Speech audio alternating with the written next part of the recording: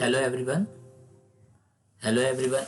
आज हम लोग पढ़ने जा रहे हैं क्लास 10th हिंदी मीडियम का जो झारखंड शैक्षिक अनुसंधान एवं प्रशिक्षण परिषद रांची के द्वारा मॉडल प्रश्न पत्र जारी किया गया है। ठीक है, इसको काफ़ी तेज़ी से हम लोग इसको बनाना स्टार्ट करेंगे। देखेंगे इसमें क्या है। अ, देखिए, सारा क्वेश्चन समय वगैरह आप लोग को दिया हुआ है। ठीक है, आप लोग के यहाँ से प्रश्न 1 से 30 तक बहुविकल्पीय प्रश्न है। ठीक है, 4 मतलब एबीसीडी ऑप्शन दिया हुआ रहेगा, आपको उसको क्या करना है, आपको उसमें एबीसीडी में टिक मारना है। 1 अंक निर्धारित है।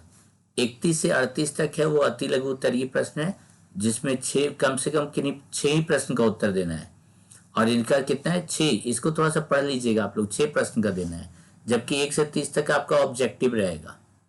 ठीक है, सभी के लिए 1-1 नंबर आप लोग को दिया जाएगा। ठीक है, ध्यान दीजिएगा। 31 से 38 नंबर ऐसा नहीं कि उल्टा पुल्टा करना है, सारे एक प्रश्न का नहीं, 6 प्रश्न का आप लोग को जवाब देना है। इनके लिए आपको मिलेगा 2 नंबर, 2 मार्क्स है। 39 से 46 तक जो रहेगा लघु उत्तरीय प्रश्न है, इसमें भी आपको 6 ही प्रश्न का उत्तर देना है। ठीक है, और 3 अंक इसके लिए दिया जाएगा। ठीक है, तो एक बार देख लीजिए, यहाँ से आपका 30 नंबर यहीं पर हो गया। नहीं, 1 इंटू 30 कितना हो गया, 30 मार्क्स का। 31 से 38 आपका 6 प्रश्न देना है, तो 2 गुना 6। ठीक है, टोटल 12 मार्क्स यहाँ हो गया। 39 से 46 तक आपका रहेगा 6 प्रश्न रहेगा। ठीक है, ये भी 3 नंबर का है, तो 3 गुना 6 ये हो गया आपका 18 मार्क्स का हो गया। ठीक है, 47 से 52 जो रहेगा आपका दीर्घ उत्तरीय क्वेश्चन है। कैसा है, दीर्घ उत्तरीय, और इसमें किसी 4 ही प्रश्न का उत्तर देना आपका। ठीक है, और इसके लिए नंबर निर्धारित किया गया आपका कितना, 5। तो 4 × 5 कितना हो गया, 20। क्लियर है, तो यहाँ लिखते हैं 4 है गुना 5। ठीक है, सॉरी, 5-5 नंबर का 4 क्वेश्चन है। तो चलिए हम लोग लिख देते हैं यहाँ पर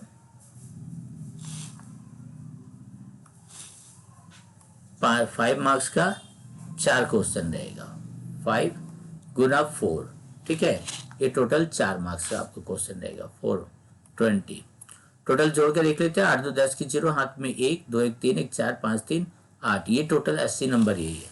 फिर से एक बार देख लीजिए क्वेश्चन नंबर, यहाँ हम लिख देते क्वेश्चन नंबर 1 to 30। नहीं, इसका मार्क्स कितना हो गया आपका, ईच क्वेश्चन है 1 मार्क्स का, मतलब टोटल कितना नंबर का हो गया, टोटल हो गया आपका 01 इंटू 30, ये है आपका 30 नंबर। तो 30 नंबर तो अगर ऑब्जेक्टिव बना लिया आप लोग तो इसी तरह पास कर जाइएगा। नहीं, फिर 31 से लेकर 38 तक वो क्वेश्चन आपका रहेगा, 6 प्रश्न रहेगा, ये 2-2 नंबर का रहेगा। नहीं, तो टोटल आपका 2 नंबर का क्वेश्चन है, कितना है, 6। तो टोटल मार्क्स हो गया 12। और इसके बाद 39 से 46 ये जो क्वेश्चन रहेगा ये भी 6 ही रहेगा, इसका टोटल नंबर 3 मार्क्स ईच है, 3 इंटू 6 18 मार्क्स का। और बाकी इसमें आपका क्वेश्चन आपका रहेगा 47 से 52, 47 से 52 ये जो रहेगा 5 मार्क्स का रहेगा, और ये 5 मार्क्स से रहेगा 4 क्वेश्चन, टोटल हो गया 20। ठीक है, तो आपका इसको जोड़िएगा, टोटल 80 मार्क्स का आपका एग्जाम होने जा रहा है।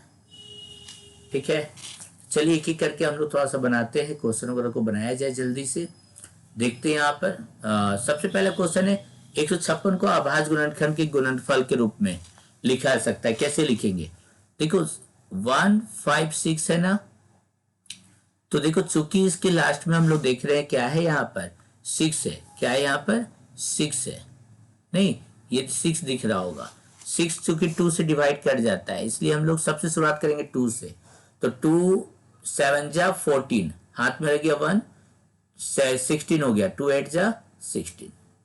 नहीं, फिर यहाँ देखो 2 से करेंगे, 2 3 जा 6, 2 9 जा 8। कैसे पता चला, चूंकि लास्ट में 8 है, 8 चूंकि 2 से कटता है इसलिए समझ में आ रहा है 2 से कटेगा।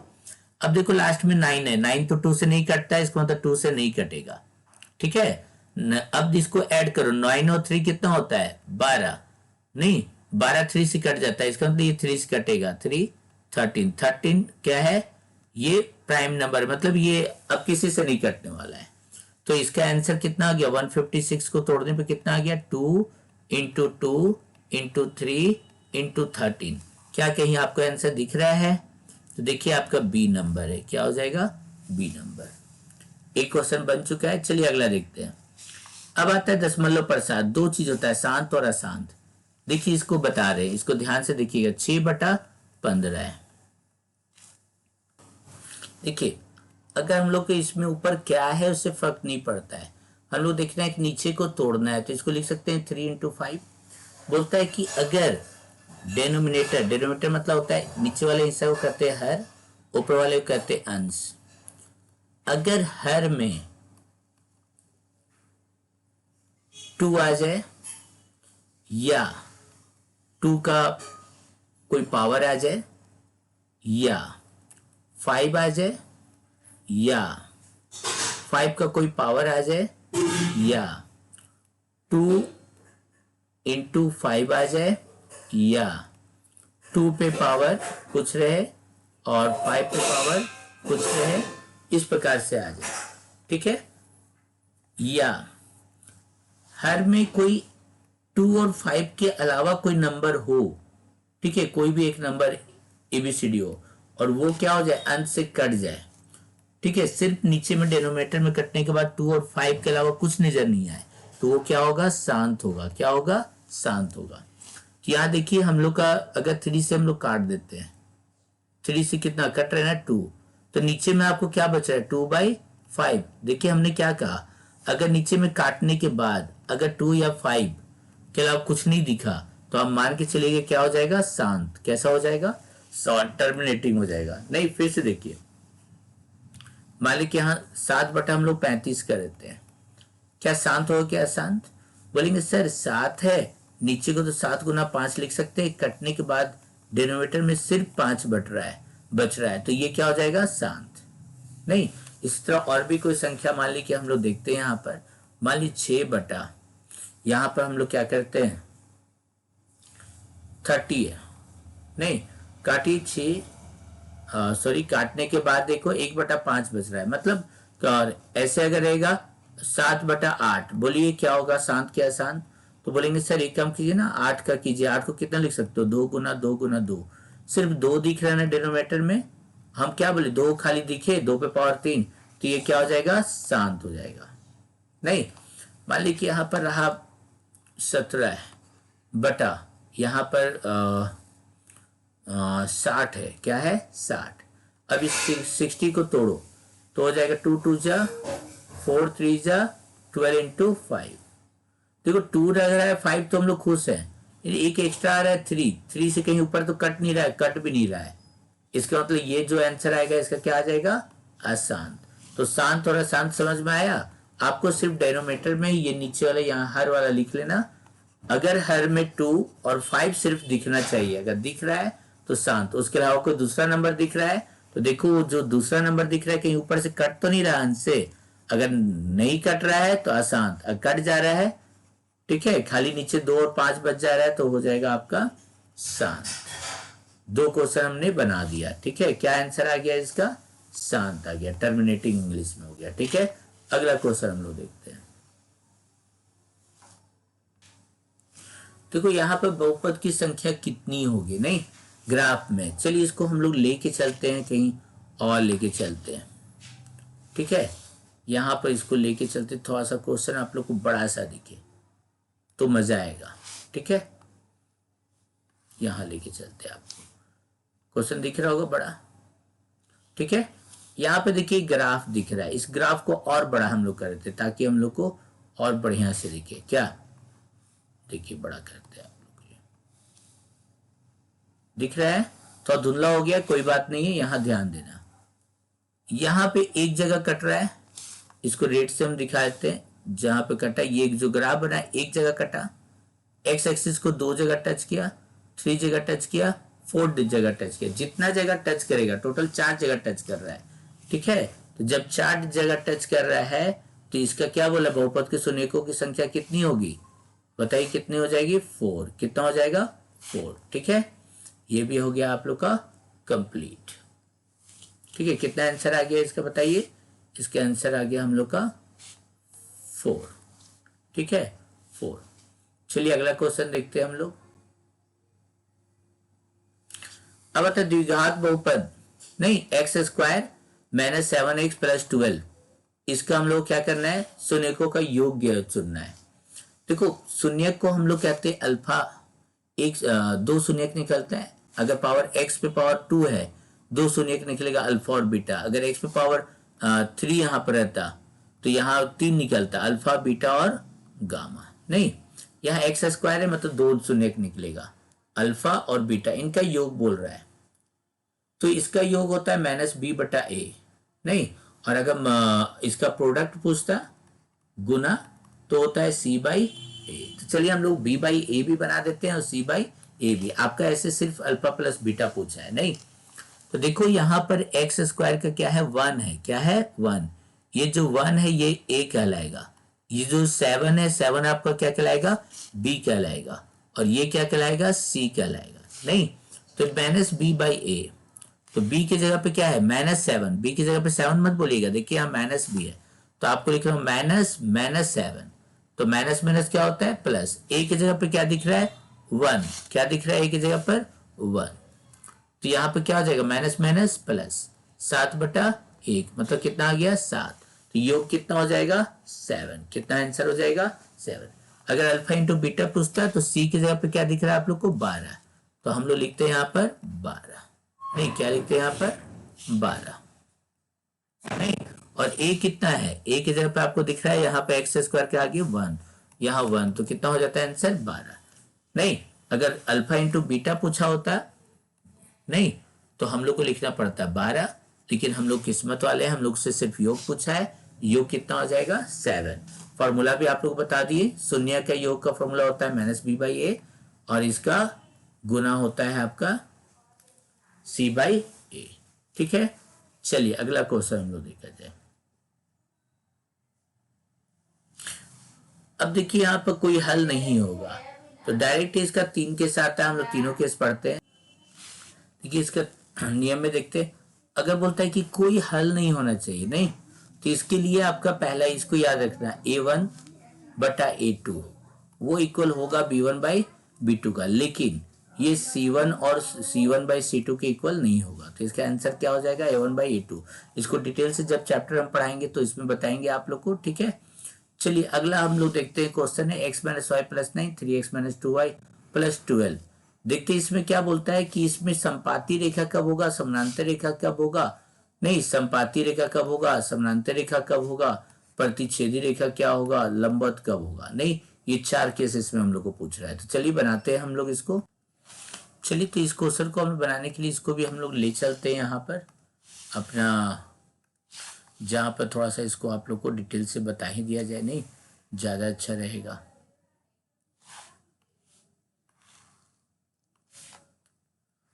देखिए 3 केस हम लिख देते हैं यहाँ पर, पूरा बता ही देते हैं।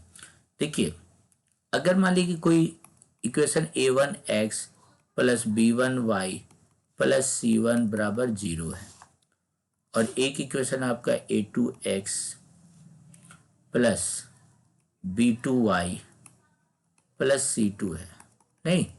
तो इसका 3 केस देखना। पहला केस, रेखा एक दूसरे को काटेगा, इसका जब ग्राफ में बनाओगे तो काटेगा, कब कैसे काटेगा ये साफ बताता है। अगर a1/a2 निकालो, अगर वो b1/b2 के इक्वल नहीं आया, क्या बोल रहा है यहाँ पर, अगर b1/b2 के इक्वल नहीं आया, नहीं, ये पहला केस बता रहे हैं, तो ऐसा स्थिति में रेखा जो होगा ना वो क्या हो जाएगा, संगत, अद्वितीय हल। एक मतलब आपको पूरा आंसर पक्का देगा ही देगा। तो इसके लिए हम लोग क्या बोलते हैं, अद्वितीय हल। नहीं, कैसा रेखा आता है बोलो, ये प्रतिच्छेदी रेखा आ गया। हम लोग कैसा रेखा मिलेगा इस समय, प्रतिच्छेदी रेखा आता है, नहीं, और इसको हम लोग क्या कहते हैं, संगत, क्या बोलते हैं यहाँ पर, संगत। क्लियर है। चलिए एक और केस देखते हैं, सेकंड। अभी उसको हम लोग ऊपर ही बता रहे थे। उस केस में क्या आएगा, ये दोनों रेखा एक दूसरे को कहीं काटेगा नहीं, कोई हल ही नहीं आएगा। तो उसका हम लोग बनाए थे। अगर a1/a2 इक्वल आ गया b1/b2 का, ठीक है, लेकिन ये इक्वल नहीं आया c1/c2 का, तो ये क्या हो जाएगा, समानांतर रेखा आएगा। कैसा रेखा हम लोग को मिलेगा, समानांतर। बहुत चोरी इससे एक ना एक क्वेश्चन रहता ही रहता है। आप लोग देखिएगा रेखाएं, नहीं, और कोई भी हल नहीं होगा, कोई भी हल नहीं होगा। इसको हम लोग कहते हैं असंगत। क्या इसके लिए वर्ड बोल सकते हैं आप लोग, असंगत। ठीक है, चलिए केस और देखते हैं इसका हम लोग। अब एक रेखा के ऊपर ही आपका दूसरा रेखा भी आ जाएगा, नहीं, एक के ऊपर, इसको कहते हैं संपाती। क्या बोलते हैं इसको, ये कब होगा, जब a1/a2 इक्वल आ गया b1/b2, तो समझो एक रेखा के ऊपर एक ही ग्राफ बन जाएगा, नहीं, c1/c2। ऐसे को हम लोग क्या कहते हैं, संपाती रेखा कहते हैं। क्या कहते हैं, संपाती रेखा, एक के ऊपर एक। इसका क्या हो जाएगा भैया, यहाँ भी आंसर, यहाँ भी आंसर, अनेकों हल हो जाएगा। क्या हो जाएगा, अनंत हल, अनेकों आंसर आएगा इसका, खूब सारा। ये भी आपका क्या कहलाएगा, चूंकि आंसर आ रहा है संगत, इसका कहलाएगा। इसमें आंसर नहीं आ रहा तो कुछ भी आंसर नहीं आता, असंगत। दोनों में आंसर मिल रहा है तो इसके लिए हम लोग क्या वर्ड बोल देंगे, संगत। तो आपको बोल रहे समीकरण x - y, देखिए क्वेश्चन क्या है। चलिए हम लोग पकड़ते हैं। यहाँ पे 1, क्या है यहाँ पर 1, यहाँ पे क्या है 3। तो सबसे पहले आप लोग निकालो a1/a2। क्या निकालो, a1/a2।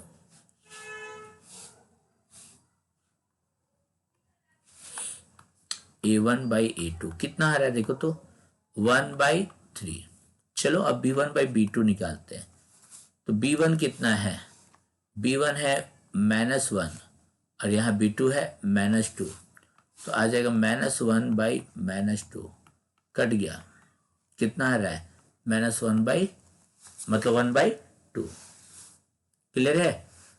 और अब आता है आपका लास्ट, निकालते हैं हम लोग c1/c2। हालांकि जरूरत तो नहीं है, देखते हैं c1 कितना आ रहा है, जल्दी देखो। यहाँ पर 9 + 9 + 12, तो यहाँ हो जाएगा +9 + 12, काट दो। 3 3 से 9, 3 4 जाता, कितना आ गया 3/4।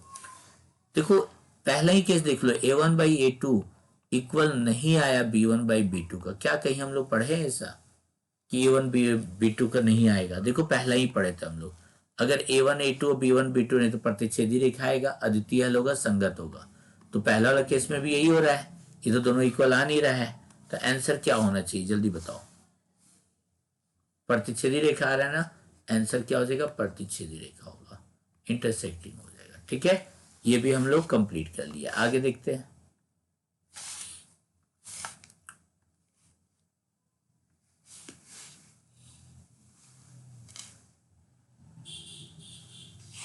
अब इस समीकरण 2x + y और 5x - y का बराबर 1 का हल है, x बराबर 4 और 3। तो आप लोग पहले वाले क्वेश्चन में 4 3 जो भी है ना, इसको पुट करके देख सकते हो। चलो पहला में देखते हैं, x बराबर 4, अगर यहाँ रखते हो 4, तो 4 तो नहीं हो जाएगा 8, y बराबर 3, तो 8 + 3 11 आ रहा है, इसका मतलब ये आंसर नहीं होगा। अगला में जाए x बराबर 1, अगर x बराबर 1 रखते हो तो यहाँ हो जाएगा 2, प्लस y बराबर 4 लिख रखते हो, 4 प्लस, देखो तो 6 आ जा रहा है, थोड़ा थोड़ा फिट हुआ। अब यहाँ फिट करो, x बराबर 1 मतलब हो जाएगा 5, y बराबर 4 -4 1, ये देखो फिट बैठ जा रहा है, आंसर तो आ गया। नहीं, अब अगला क्वेश्चन देखते हैं, द्विघात समीकरण इसमें से कौन है। देखो द्विघात समीकरण जो भी संख्या x² + bx + c के फॉर्म का होगा उसको हम लोग द्विघात समीकरण बोलेंगे, उसको हम लोग द्विघात समीकरण बोलेंगे। तो अब आप लोग को चेक करना होगा सारे को 1 बाई 1 सॉल्व करके कि कौन इसमें ये आता है। नहीं, ये भी क्वेश्चन मजेदार है, तो इसको भी हम लोग ले चलते हैं अपना जहाँ खजाना, जहाँ इलाज किया था ऑपरेशन थिएटर में, चल लेके चला जाए।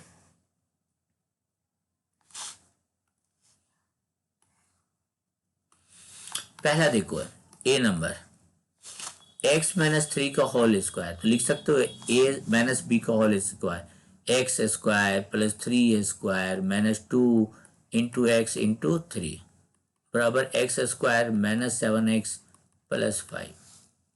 अब देखो यहाँ x² + 9 2 3 जा 6 -6x, ये एक्स स्क्वायर को इधर लेते आओ तो -x² बराबर -7x से इधर लेते आओ तो +7x +5 इधर है तो -5 बराबर 0। एक्स स्क्वायर से एक्स स्क्वायर कट गया, नहीं 9 और -5 क्या हो गया 4, माइनस प्लस माइनस प्लस आ गया x, एक्स स्क्वायर तो कहीं फिट ही नहीं बैठ रहा है, बराबर कितना आ रहा है 0।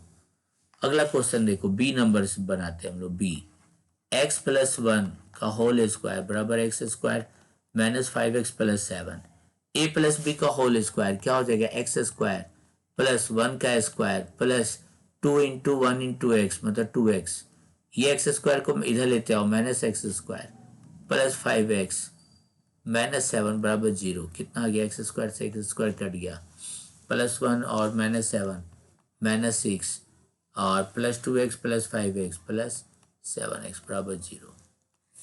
ये भी x² - bx + c के जैसा नहीं लग रहा है। आगे देखो, x+1 का होल स्क्वायर थर्ड बना रहे हैं हम लोग बराबर 2x - 3, चलो बनाते हैं।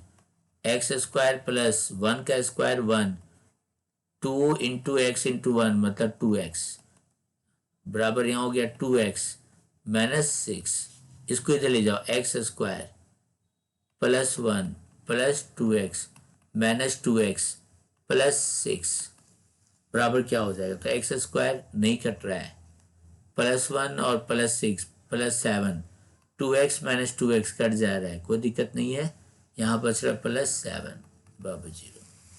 ध्यान से देख रहे हैं, इसको लिख सकते हो, यहाँ कुछ नहीं तो 1 है तो ax² + bx तो लिख सकते हैं 0x प्लस c की जगह पे क्या आ रहा है 7 बराबर 0, मतलब ये थोड़ा थोड़ा फॉलो कर रहा है, इसलिए इसका आंसर हम लोग लिख देते हैं, कौन सा हो जाएगा सी, क्या हो जाएगा सी। बोलेंगे सर ए को क्यों छोड़ रहे, उसको भी चेक कर ही लिया जाए, चलो चेक कर लेते हैं। x² डी में x² + 4x + 1 बराबर x + 3 का होल क्यूब, x² + 4x + 1 बराबर x, a + b का होल क्यूब पे तोड़ देंगे a³ + b³ + 3a × b a + b, ठीक है। तो आ गया क्या x³ है यहाँ पर, तो क्यूब तो छोड़ दो, कोई तो कैंसिल होने के सवाल ही नहीं पैदा होता है, ये तो क्यूब में चला गया, नहीं तो इसको तो ऐसे भी नहीं होना है, क्वाड्रेटिक इक्वेशन के लिए क्या होना था स्क्वायर आना चाहिए था, तो आंसर हम लोग को मिल चुका है, आंसर हो जाएगा x+1 का होल स्क्वायर। सारे को ऑब्जेक्टिव को एक्सप्लेन करते चल रहे हैं ताकि आप लोग को दिक्कत नहीं हो। तो अब वीडियो जा रहा है लंबा, लेकिन डरना नहीं है, क्या करोगे पढ़ने के लिए कुछ भी तो करना होगा ना, ठीक है। अब मूलों की प्रकृति हम लोग को ज्ञात करना है, चलिए इसका भी 3 है, d = b² - 4ac, याद होगा d = 0, क्या होता है d = 0, d is greater than 0, d is smaller than 0, नहीं देखो ये होगा तो इसका तो कोई हल ही नहीं निकाल पाओगे, अगर d अगर 0 से छोटा आ जाए मतलब नेगेटिव आ जाए। इसमें क्या होता है इक्वल, जो भी मूल आता है वो क्या आता है, जो भी आंसर आएगा उसमें 2 गो आंसर मिलेगा, इक्वल मूल इक्वल मिलेगा, नहीं और d जब ग्रेटर देन 0 रहेगा तो उसमें क्या हो जाएगा, इसमें मतलब समान मूल क्या होता है समान मिलता है, इसमें क्या हो जाएगा असमान मूल मिलेगा, क्या मिलेगा असमान, ठीक है। तो यहाँ पे b² - 4ac, d का फॉर्मूला क्या होता है b² - 4ac, यहाँ फिट करो, यहाँ 1 है, ये हो गया a, यहाँ ये b हो गया और ये क्या हो गया c, वैल्यू पुट करो b² - 4ac पर, तो b हो गया तुम्हारा 7, 7 का स्क्वायर -4 × 1 × 6 तो 49 - 24 = 25। चूंकि इसमें d जो आ रहा है आपका ग्रेटर देन 0 है, इसलिए इसमें असमान आंसर आएगा, कौन सा आएगा असमान, तो इसमें असमान कहीं दिख रहा है, दिख रहा है वास्तविक तथा असमान। चलिए अगला देखते हैं क्वेश्चन। बोला जब x² ये देना ही देना क्वेश्चन देता ही मूल समान होता है कब, अभी बताते जब d का वैल्यू आ जाएगा 0, मतलब बी स्क्वायर माइनस 4ac का वैल्यू अगर जीरो आ गया, डी का फॉर्मूला होता है ना B square minus 4ac, zero आ गया तो क्या होता है, मूल समान होता है। देखो यहां पर ए की जगह पे क्या दिख रहा है 1, बी की जगह पे क्या दिख रहा है -4, और सी की जगह पे क्या दिख रहा है k। तो b की जगह पे लिख दो 1, क्या लिख दो 1, नहीं b की जगह पे -4, क्या लिख दोगे -4 का स्क्वायर, -4 इंटू ए क्या हो गया, ए हो गया 1 इंटू सी क्या हो गया k इजकल टू 0, हो जाएगा 16 -4k बराबर 0। -4k इधर आ जाएगा तो 16 बराबर 4k, तो 4 यहां बटा में आ जाएगा तो क्या हो जाएगा 16/4 बराबर k। क्या कटेगा देखो तो कितना है k का वैल्यू, k का आ गया 4, तो आंसर क्या हो जाएगा c, क्या हो जाएगा c। ठीक है, अगला क्वेश्चन देखते हैं। सार्वअंतर किसको कहते हैं, देखो ये पहला टर्म को हम लोग कहते हैं a1, क्या कहते हैं a1, दूसरे टर्म को कहते हैं a2, तीसरे टर्म को a3, चौथे टर्म को a4। नहीं तो एपी का खासियत क्या होता है, a2 माइनस a1 करो, a3 माइनस a2 करो, नहीं a4 माइनस a3 करो, ये अगर तीनों सेम आ गया तो इसी को कहते हैं ये एपी में है, मतलब इसको तीनों सेम, मतलब ये डी तो ये भी डी ये भी डी, तो इसी को कहते हैं सार्वंतर। क्या कहते हैं डी को ही हम लोग कहते हैं सार्वंतर। क्या कहिएगा इसको, सार्वंतर। कैसे निकालिएगा सार्वंतर, a2 इसमें से इसको घटाओ तो a2 माइनस a1 हम बोले, या a3 माइनस a2 भी कर सकते हो, आप लोग कुछ भी करो सेम आएगा। 21 माइनस 24, तो 21 में से 24 घटाओगे तो कितना आ जाएगा -3, कितना आ जाएगा -3। नहीं आपका मन है तो 18 में से 20 बोलेंगे सर मेरा मन है a3 माइनस a2 करेंगे, करो 18 माइनस 21, देखो तो उतना ही आएगा। 21 में से 18 गया 3, चूंकि 21 बड़ा है इसलिए साइन माइनस कहीं होगा, तो देखो इसमें -3 आया, इसमें भी -3 है, क्या कहीं देखो डी नंबर में है। नहीं अब देखो पूरे एपी को बनाने के लिए जनरली तीन ही फार्मूला, दो ही फार्मूला का जरूरत पड़ेगा। एक फार्मूला का होता है फार्मूला an, जब पदवा नहीं होता 10वां पद ज्ञात करो, नहीं तो उसका होता है formula a plus n minus 1 into D, और एक होता है योग ज्ञात करने के लिए तो n/2 2a plus n minus 1 into D होता है। ठीक है, तो Sn an मतलब आपको यहाँ क्या बोल रहा है 10वां पद ज्ञात करने के लिए बोल रहा है। नहीं तो चलो 10वां पद मतलब ए एन का फॉर्मूला लगा दो यहाँ पर, a plus n minus 1 into D, यही तो दो को फॉर्मूला रहता है इसमें, मेनली यही है, बाकी एक्स्ट्रा दिमाग नहीं लगाओगे कि सर इसमें तो ये प्लस एल ये सब दिया हुआ है, वो सब नहीं लगाओगे। 10वां पद a10, पहला पद ए किसको कहते हैं a1 बोलो, चाहे ये ए कहो, बात बराबर है, मैथ में 1 उतना लिखा नहीं जाता है, तो ये हो जाएगा आपका 2 प्लस 10वां पद है 10 माइनस 1 इंटू डी, डी कितना हो जाएगा दूसरा अभी बताए थे सार्वअंतर, 7 में से 2 गया 5, तो 10वां पद हो जाएगा 2 प्लस 10 में से 1 गया 9, 9 5 जा 45, 45 और 2 हो गया 47, राइट आंसर इज 47। ठीक है, समरूप त्रिभुज के संगत कोण, देखो समरूप त्रिभुज, दो त्रिभुज अगर समरूप हो, त्रिभुज ए बी सी समरूप हो त्रिभुज पी क्यू आर का, तो दो चीज याद रखना है। पहला, इसका जो संगत भुजा रहता है ए बी और इसका साइड क्या हो गया पी क्यू, बराबर होगा किसका बी सी बटा इसका क्या हो जाएगा क्यू आर, बराबर होगा किसका ए सी और पी आर, ए सी बटा पी आर। नंबर एक चीज, उनका संगत भुजाओं का अनुपात बराबर होता है। दूसरा, एंगल ए बराबर होगा एंगल पी के, एंगल बी एंगल क्या बोले यहाँ पर, एंगल ए बराबर होगा एंगल पी के, एंगल बी बराबर होगा एंगल क्यू का, एंगल सी किसके बराबर होगा एंगल आर का। ठीक है, तो यहां पर क्या हो जाएगा, उनका समरूप त्रिभुज के संगत कोण आपस में क्या होते हैं, प्रोपोर्शनल होते हैं क्या एक दूसरे के, नहीं समानुपाती होते नहीं सर, बराबर होते हैं, क्या होते हैं संगत कोण बराबर होते हैं, तो ऑप्शन क्या हो जाएगा इक्वल। ठीक है, अब देखो यहां पर दे रहा है त्रिभुज ए बी सी, यहां बना हुआ त्रिभुज ए में डी समानांतर बी सी, आप लोग थ्रिल्स पर में पढ़े थे नहीं, अगर डी बराबर समानांतर हो बी सी का तो ए डी बटा डी बी बराबर हो जाएगा किसका ए बटा ई सी, थ्रिल्स पर में पढ़े थे ना। तो देखो आपका बीडी कितना दे रहा है 7.2, कितना दे रहा है ये 7.2 सेंटीमीटर। ए कितना दे रहा है, ए दे रहा है 1.8 सेंटीमीटर, ठीक है। ईसी कितना दे रहा है 5.4 सेंटीमीटर। तो एडी का मान कितना, तो इसको एक्स मान लेते हैं, नहीं क्या मान लेते हैं, इसको एक्स मान लेते हैं हम लोग। तो अभी बताए थेल्स जी क्या बोले थे कि अगर ये इसके पैरेलल है तो एडी थेल्स जी की मदद से क्या हो जाएगा, एडी बटा बीडी बराबर क्या हो जाएगा, ए बटा ई सी। तो बोलेंगे सर एडी को तो आप एक्स माने हैं, बीडी कितना हो गया, बीडी हो गया 7.2, ए कितना हो गया 1.8 और ईसी कितना हो गया 5.4। नहीं तो x को यहीं रहने दो, तो क्या हो जाएगा 1.8 इंटू 7.2 बटा 5.4। और अगर हम लोग देखिए इसको काटेंगे, एक डेसिमल हटेगा तो एक 10 नीचे आएगा, एक डेसिमल हटा तो एक 10 नीचे आएगा, एक डेसिमल हटा तो एक 10 ऊपर आएगा। तो पहले 10 को कैंसिल कर दो, नहीं 18 तिया 54 और 3 से इसको काट दो, 3 दूनी 6, 3 दूनी 6, 3 चौके 12, 10 से भागा दोगे तो 2.4, क्या 2.4 है, कहीं मिल गया आंसर, 15 हो गया, ठीक है। तो ऑब्जेक्टिव का ये हाफ बना दिए क्योंकि वीडियो काफी लंबा चला जा रहा है। नेक्स्ट बाकी के 15 और बनाएंगे। देखिए सारा मैंने डिटेल से इसको बताया है, इसको ध्यान से देखिएगा, जो दिक्कत होगा आप लोग हमसे पूछ सकते हैं, ठीक है।